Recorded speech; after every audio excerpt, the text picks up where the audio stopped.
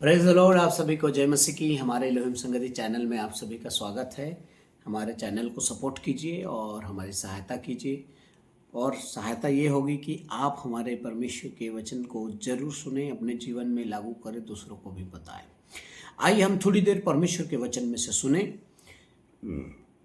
निर्गमन अध्याय 20 में मैं आपको बताने जा रहा हूं 10 आज्ञाओं के विषय में।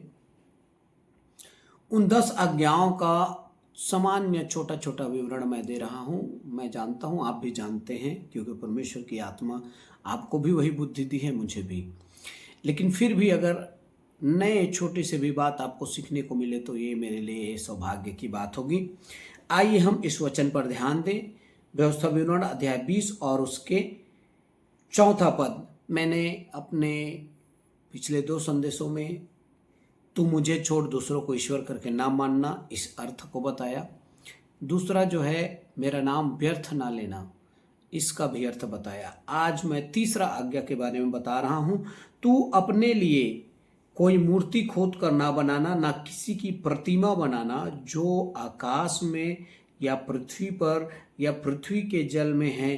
तू उनको दंडवत ना करना और ना उनकी उपासना करना, क्योंकि मैं तेरा परमेश्वर यहोवा जलन रखने वाला परमेश्वर हूँ। और जो मुझसे बैर रखते हैं उनके बेटों पोतों परपोतों को भी पितरों का दंड दिया करता हूँ। और जो मुझ से प्रेम रखते हैं और मेरी आज्ञाओं को मानते हैं उन हजारों पर करुणा किया करता हूँ। Praise the Lord. आप सभी को जय मसीह की। तो मेरा तीसरा संदेश जो है मूर्ति पूजा के विषय में बताए हुए परमेश्वर के इस आज्ञा के विषय में है। क्या आप जानते हैं इस 10 आज्ञाओं का विवरण जब आप निर्गमन 20 अध्याय 1 पद से लेकर 17 पद तक पढ़ते हैं तो 2 ऐसी आज्ञाएं हैं जिस पर उस परमेश्वर ने व्याख्या स्वयं दिया है। एक तो ये मूर्ति पूजा है जिसके विषय में परमेश्वर आज्ञा दिया नहीं वरन वहीं पर समझाया है, व्याख्या किया है, स्वयं प्रचार किया है। दूसरा है विश्राम दिन के विषय में। विश्राम दिन के विषय में भी उसने 8, 9, 10, 11 पद, 4 पद ऐसे हैं जिसमें उसने उन्हें व्याख्या किया है। तो मेरे विश्राम दिन को पवित्र मानने के लिए स्मरण रखना, ये तो आज्ञा है, लेकिन उसे व्याख्या किया, उसे प्रचार किया 9, 10, 11 पद तक। वैसे ही 4 पद में मूर्ति खोद करना बनाना, ये तो परमेश्वर के द्वारा आज्ञा है, लेकिन उसी में जो है उसने व्याख्या भी किया है कि किस किस चीज की नहीं बनाना है, और यहां तक कि चित्र भी नहीं बनाना है, प्रतिमा भी नहीं बनाना है, ना तो किसी वस्तु की, ना आकाश की, ना पृथ्वी की, ना जल की, ना किसी की।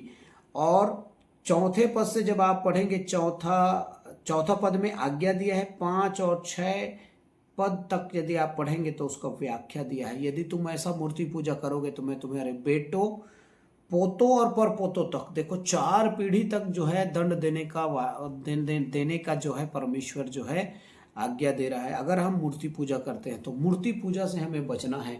केवल बाइबल ही नहीं वरन विश्व के बहुत सारे धर्म ग्रंथ जो है मूर्ति पूजा के विषय में मना करता है। यहाँ तक कि हमारे गुरु घासीदास बाबा जो कि सतनाम पंथ के मुखिया हैं, उन्होंने भी मूर्ति पूजा के विषय में मना किया है। लेकिन आज लोग उन्हीं की मूर्तियां बना बनाकर पूजन कर रहे हैं। बौद्ध जी ने भी, गौतम बौद्ध जी हैं, उन्होंने भी मूर्ति पूजा के खिलाफ बोला, लेकिन लोग उन्हीं की पूजाएं कर रहे हैं। कई वेदों के श्लोकों में भी मूर्ति पूजा के विषय में मना किया गया है, लेकिन लोग आज भी मूर्ति पूजा को बहुत ही ज़्यादा श्रेय देते हैं। प्रिय प्रभु के लोगों, मूर्ति पूजा कहीं ना कहीं जीवित परमेश्वर को जो है अपमानित करना है। अगर मेरा पिता जीवित है तो मैं उसके फोटो को या मूर्ति बनाकर उस पर हार नहीं चढ़ा सकता। वैसे ही हम जीवित परमेश्वर की आराधना करने वाले हैं, और जीवित परमेश्वर की आराधना करने वाले लोग कभी जीवित के लिए फोटो बनाकर उसके पर हार चढ़ाकर, उसे माला पहनाकर, उस पर जो है धूप जलाकर ऐसा नहीं कर सकते हैं। तो हमारा परमेश्वर जीवित है, हमें मूर्ति पूजाओं से दूर रहना चाहिए। ना केवल अपने, हम यीशु मसीह की भी मूर्ति नहीं बना सकते, परमेश्वर पवित्र आत्मा की मूर्ति नहीं बना सकते, हम मरियम की मूर्ति नहीं बना सकते। हमें उनकी पूजा करना, उनके सामने में खड़े होना, उनके सामने घुटने टेकना, दंडवत करना, प्रार्थना करना, ये सब जो है पूर्ण रूप से गलत है। आपको और मुझे हमेशा परमेश्वर की आराधना आत्मा और सच्चाई से करना चाहिए। उसकी महिमा जो है हृदय की गहराई से करना चाहिए, ना कि मूर्ति लगाकर। साथ ही साथ किसी अन्य मूर्ति की भी आराधना नहीं करना है, याद रखिएगा, क्योंकि इससे जो है एक भयानक श्राप आता है जो हमारे पीढ़ी दर पीढ़ी हमारे परिवार को नुकसान पहुंचाता है। लेकिन यदि हम उसकी इन आज्ञा को मानेंगे, उससे प्रेम रखेंगे, तो वो हमारे हजारों पीढ़ी तक हम पर करुणा करेगा, ऐसा परमेश्वर का वायदा है। प्रियो, आप सभी याद रखिएगा, मूर्ति पूजा से बचें। मुझे इसके विषय में ज़्यादा सिखाने की जरूरत नहीं। इजरायली लोग नाश हो गए थे, तितर बितर हो गए थे दुनिया में, और उसका कारण था मूर्ति पूजा। यहूदी इजरायली लोग मूर्ति पूजा से कभी अलग नहीं हो पाए। राजाओं के पुस्तकों को पढ़ें तो लिखा है कि ऊंचे स्थानों में और पेड़ के छांव में जो है अब भी पूजा की जाती है। तो इसलिए ऐसे दंड से वो गुजरे और उन्हें तितर बितर होना पड़ा। आप और मैं जो है मूर्ति पूजा ना करें, मूर्ति पूजा से बचें, क्योंकि ये बहुत बड़ा पाप है परमेश्वर की दृष्टि में, और उसके लिए वो भयंकर दंड देता है।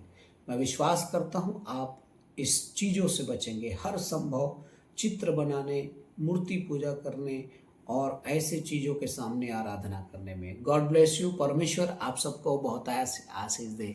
प्रभु यीशु मसीह के जीवित सामर्थ्य नाम में जय मसीह की।